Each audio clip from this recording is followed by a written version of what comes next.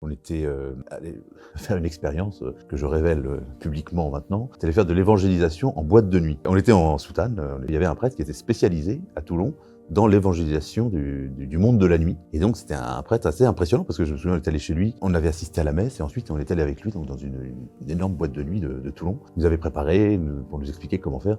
Il nous avait dit, il y a plusieurs règles, donc on ne boit pas une goutte d'alcool, on ne danse pas, et puis on fait attention à ceux qu'on regarde, qui on regarde. Il fallait pas parler aux gens, ce qui était un peu étonnant, mais il fallait pas aller vers les gens pour leur parler. Il fallait rester en retrait, et si personne nous parlait, simplement prier.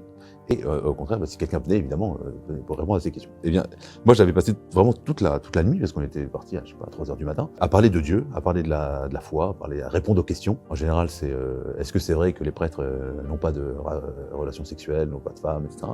Et puis ensuite, il y avait vraiment des questions intéressantes, vraiment de tout type, parce que souvent, en plus, dans ces milieux-là, c'est des gens qui vont chercher une espèce de façon d'oublier leurs problèmes, de fuir la réalité. Et il y a beaucoup, finalement, de souffrance et de misère humaine, comme partout. C'est parce qu'on a l'air de s'amuser extérieurement qu'on n'a pas besoin du secours de la foi.